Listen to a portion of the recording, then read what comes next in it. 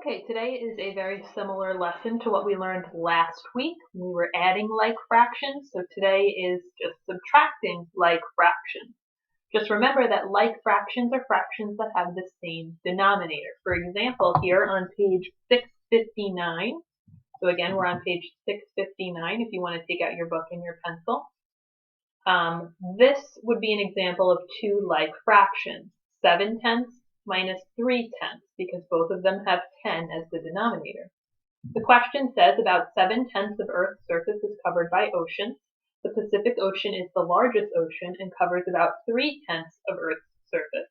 How much of Earth's surface is covered by oceans other than the Pacific Ocean? One way, like we learned the other day, is to use models. You would place 7 1/10 fraction tiles and then just remove 3 of them, which they crossed out here. So they're just asking how many tiles are left. There are 4 tiles left, which represents 4/10. But we realize that we can simplify 4/10 by dividing the top and the bottom by 2. Divide the top and bottom by 2, you end up getting your final answer, which is 2/5.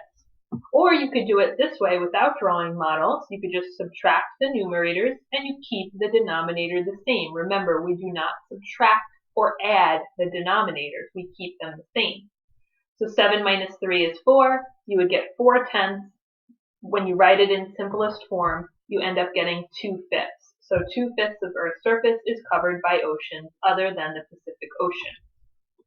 Okay? If you look at example number 2 on page 660, the table shows the amount of rainfall several cities received in a recent month. How much more rain did Centerville receive than Brushton? Write in simplest form. So we're really just focusing on these two cities down here. You don't even need Spring Valley. You don't need Clarksburg. They want to know how much more rain Centerville had than Brushton, which makes it a subtraction problem. You're going to do 9/10 minus 3/10. You subtract the numerators. 9 minus 3 is 6. You keep the denominator the same, 6/10. You have 6/10. We need to divide the top and the bottom by 2 in order to get it in simplest form. So your answer is going to be 3/5. 3/5 inches more rain fell in Centerville than in Brushton. And that would be your answer for example number 2. If we look at guided practice, at the bottom of page 660, again, you subtract the top, you keep the bottom. 5 minus 3 is 2, 7 and 7, they stay the same. So we have 2/7, and then you cannot simplify 2/7 at all. There is not a number besides 1 and itself that goes into 2 and 7, so we're just going to leave it 2/7. The next one, 3/5 minus 2/5. You subtract the numerators. 3 minus 2 is 1. So we get our answer, which is just 1/5. And there is no simplifying that as well. That's already in simplest form. And the last one, 6/9 minus 3/9. Subtract the top. You get 3. Keep the bottom. You get 9. 3/9 can be simplified. You divide the top and the bottom by 3. And you end up getting 1/3 as your answer. Okay? Again, you're going to work on independent practice, problem solving, and my homework pages. I'll just go over a problem solving question for you real quick. Let's turn to page 662. And let's look at number 18. So I'm just going to skip down to number 18.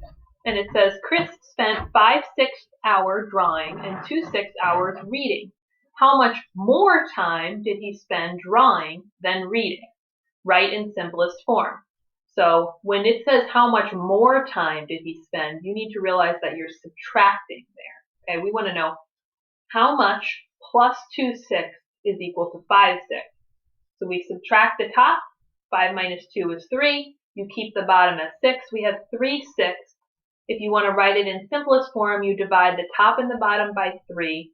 And you end up getting 1/2. So the answer would be half an hour. Okay, he spent half an hour more time drawing than he did reading in simplest form. And again, that was number 18. Okay, I think that's it. If you have any questions, let me know or ask me when we have our Zoom lesson.